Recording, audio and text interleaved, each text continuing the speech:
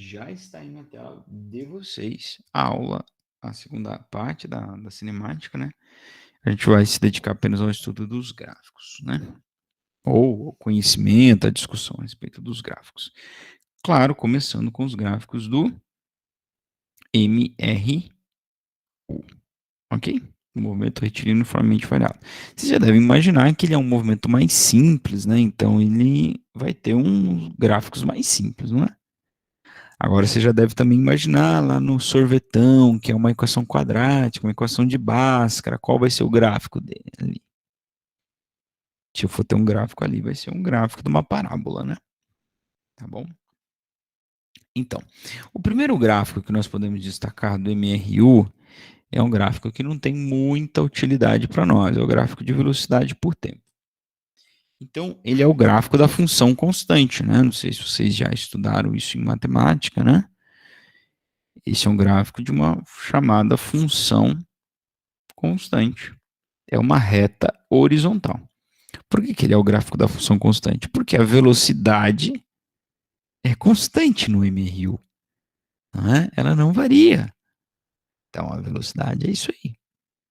Ela é constante, então o gráfico é isso. Tá?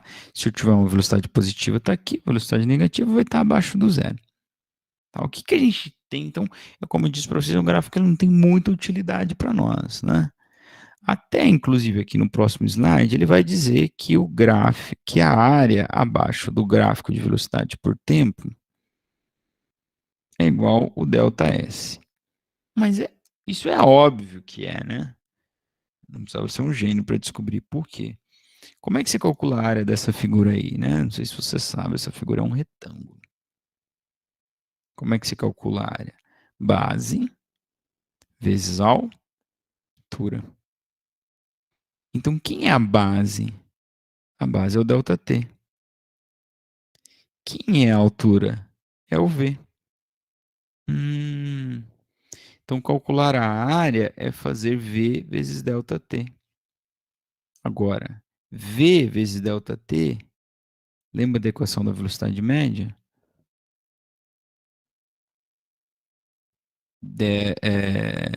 ΔS é V vezes ΔT.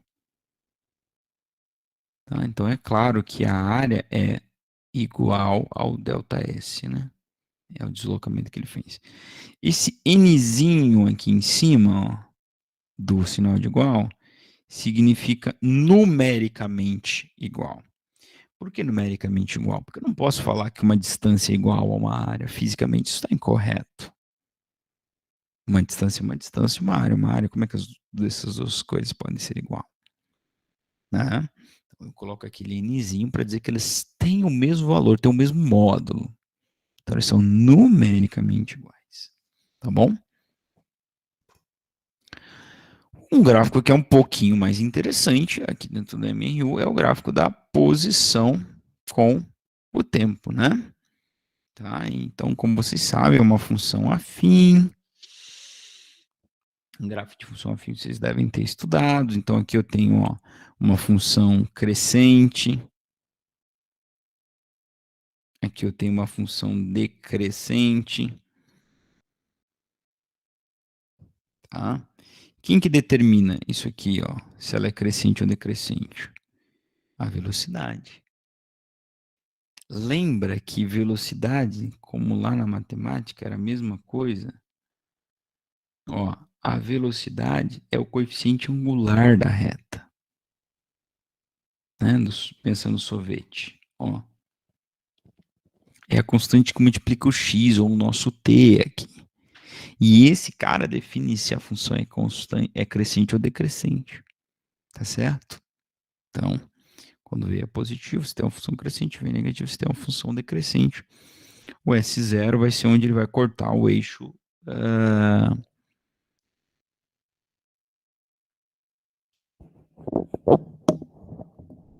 Perdão, gente. O S0 é onde ele vai cortar o eixo vertical. Tá bom? E ele é o coeficiente linear da reta, que a gente chama.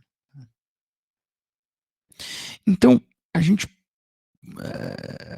pode se deparar então, com exercícios onde a gente tem, então, um gráfico trazendo para nós a, a informação, né?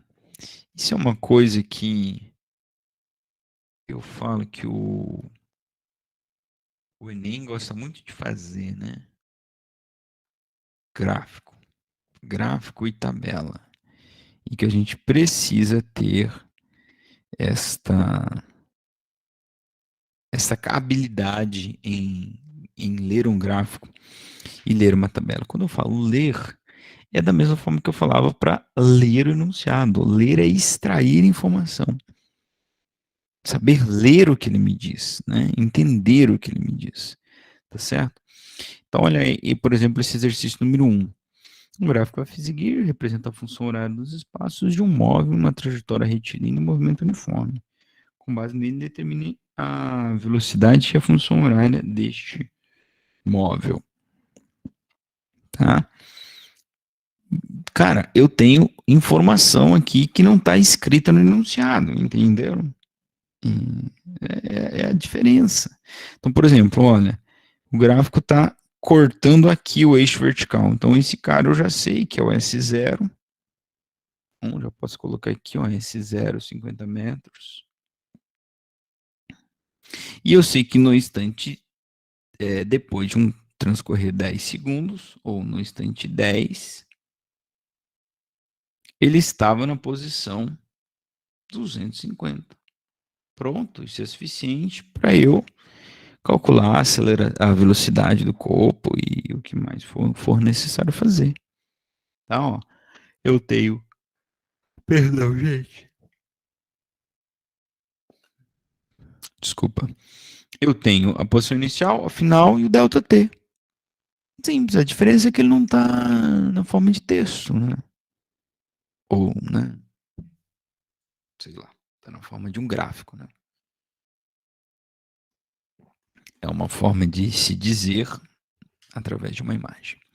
Tudo bem? Então a gente pode calcular a velocidade do corpo simples, usando a equação da velocidade média ou velocidade constante, já que é mRu, né? A posição inicial era 50 metros, a posição final foi 250, e o tempo que ele gastou. Aí você pode pôr delta T ou você pode pôr só o T, que não vai fazer diferença. O importante é você entender que depois de transcorrido 10 segundos, ele estava nessa posição aqui. Tudo bem? Tá? Então, velocidade vai ser posição final menos inicial dividido por delta T ou T, como você preferir. A posição final é 250, a posição inicial é 50, o delta T é 10. E é claro que a Brenda já fez essa conta aqui faz tempo e tá rindo de mim por trazer um exercício tão simples para uma aula. Não é, Brenda? Física é muito fácil, realmente. Beleza, gente? É isso, essa é a grande diferença. As informações estão no gráfico e não no enunciado, tá? Olha a outra aqui do Marquinhos, já é a segunda do Marquinhos, hein? Dá para nós. Ele fala assim, um atleta, no instante em que passa pelo marco 200 de uma pista de Cooper, iniciou a cronometragem do seu tempo de corrida. E o registro das posições. O gráfico ao lado, ou abaixo agora, né? Mudei aqui. Mostra alguns desses registros, considerando a velocidade escalar se mantendo constante durante todo o tempo. O instante em que o cronômetro marcou 5 minutos, a posição do atleta era. Então ele quer saber, ó. Ah, desculpa, aqui no exercício 1 pedia para montar a função horária, tá? Montar a função horária, só relembrando, a equação horária dos espaços. É colocar as constantes no sorvete, tá? Isso no MRU. Então, eu colocar a posição inicial, que é 50, mais a velocidade que é 20, fechou. Pronto, você montou a função horária e agora você pode descobrir onde o corpo está em qualquer instante ou quanto tempo ele vai demorar para chegar em qualquer posição que te interesse, ok? Bom, por que eu disse isso? Porque aqui a gente vai montar a função horária também, tá? Então, como eu disse no exercício anterior para vocês, aqui tem aqui as informações do gráfico, ó. A gente sabe que ele partiu o instante zero foi na posição 200, então nem está aqui no gráfico, mas eu posso pôr aqui. Ó. Por quê? Porque foi onde ele começou a cronometrar, no marco 200 da pista. Então ali passa a ser o instante inicial e, claro, o 200 passa a ser a posição inicial. Então vou colocar aqui no próximo slide, eu já tenho a posição inicial, 200 metros, tá? Vamos pegar um outro dado agora de outra posição no outro instante para poder determinar a velocidade do corpo, exatamente como nós fizemos no exercício anterior. Então nós vamos, deixa eu até escrever aqui. Ih, rapaz, eu pulei um slide, hein? Sou campeão de fazer isso. Nós vamos calcular a velocidade, porque assim nós vamos poder montar a função horária e prever aonde esse corpo vai estar em qualquer instante. No caso do exercício, pediu no instante 5 minutos. Tudo bem? Então, nós vamos calcular a velocidade da mesma forma que aqui no exercício 1. Ó, tá? Eu vou pegar algum intervalo desse. Tu pode pegar qualquer intervalo que tu quiser, porque a velocidade é constante, irmão.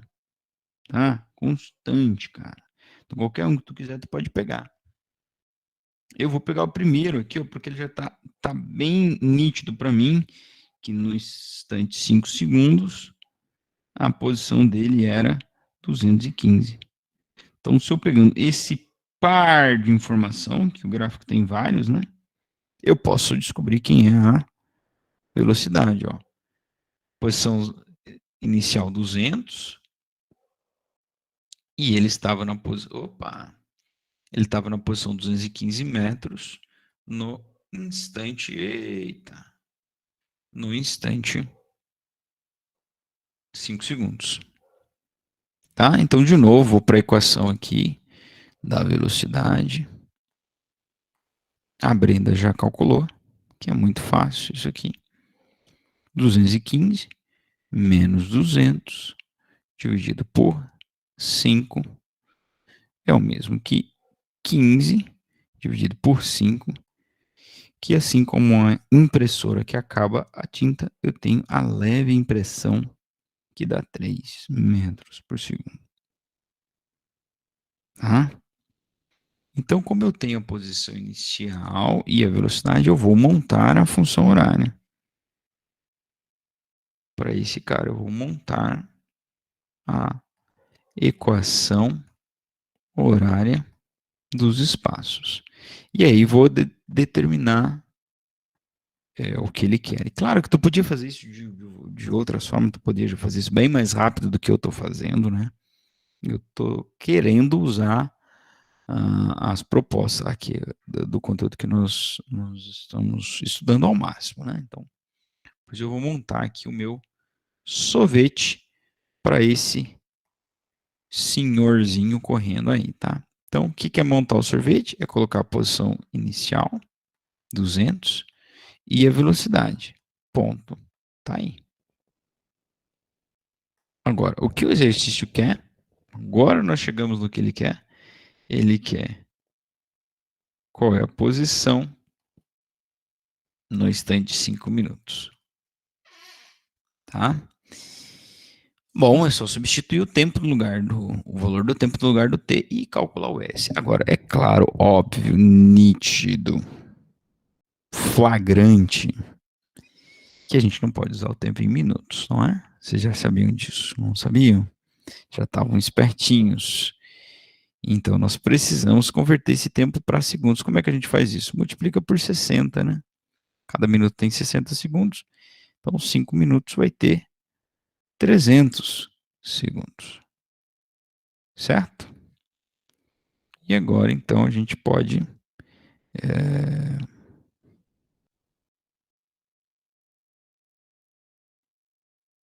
a gente pode substituir na equação horária do corpo e encontrar a posição dele no instante 300 segundos, tudo bem? Então, ó, vou fazer assim, 200 mais 3 que multiplica 300, tá?